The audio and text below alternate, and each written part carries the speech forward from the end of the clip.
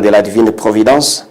Quand on a commencé, chaque fois, parce qu'ils ont messe une fois par mois, quand ils ont messe, il y a des gens qui appellent au téléphone. Et la messe africaine, c'est quel jour? Ils veulent vivre ce moment-là.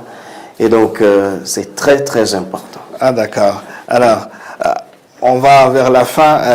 Je vais vous demander de nous dire quel message vous pourriez donner à l'Église africaine, rwandaise, congolaise, burundaise, etc., par rapport à votre expérience en Europe. Est-ce qu'il y a un message particulier que vous pourriez donner à l'Église africaine? Est-ce qu'il y a quelque chose qu'il faudrait adapter ou changer, ou je ne sais pas.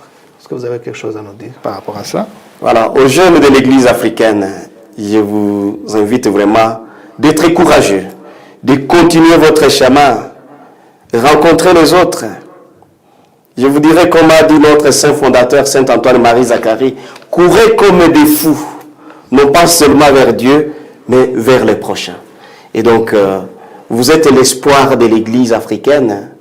Vous êtes l'espoir de l'Église du monde, parce qu'on a finalement besoin de vous, à tout point de vue, que ce soit dans le monde des couples chrétiens, que ce soit dans la vie religieuse et dans la vie consacrée, on a besoin de vous. Et au niveau de la hiérarchie de l'Église, est-ce que vous avez un message à donner par rapport à la pastorale, par exemple? Oui, ça ne peut pas manquer.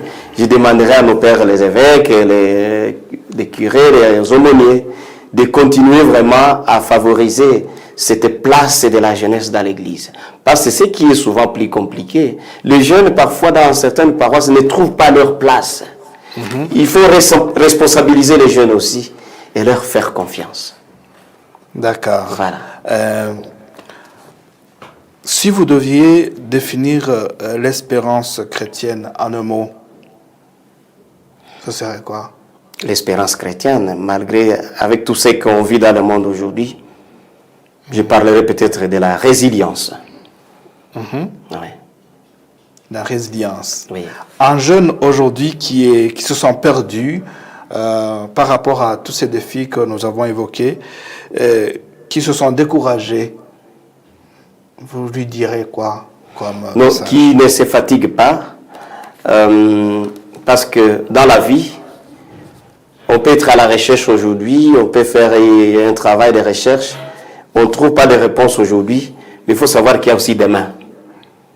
Demain, c'est un autre jour, on peut continuer. Qu'il n'hésite pas à s'élever et qu'il aille vers l'autre, qu'il aille vers le responsable, vers son curé, vers l'aumônier des jeunes. Et là, il va trouver une parole qui encourage. Très bien, merci beaucoup Père Ferdinand. Et voilà, c'est sur cette parole d'espérance que nous concluons notre émission spéciale aujourd'hui. C'est une émission qui est revenue essentiellement sur l'espérance chrétienne au cœur des défis de la jeunesse moderne et comment la pastorale des jeunes à l'heure du numérique peut les accompagner sur ce chemin. Nous avons entendu que malgré les obstacles de la vie quotidienne, la foi et l'espérance permettent aux jeunes de rester courageux et motivés grâce notamment à une pastorale qui permet aux jeunes de grandir dans la foi.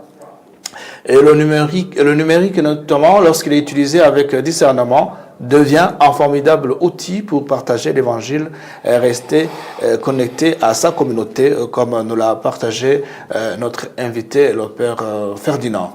Et comme nous le dit Saint Paul, que le Dieu de l'espérance vous remplisse de toute joie et de toute paix dans la foi, afin que vous abondiez en espérance et par la puissance du Saint-Esprit. C'est une parole que nous lisons dans l'Épître aux Romains, chapitre 15, verset 13. Que chacun de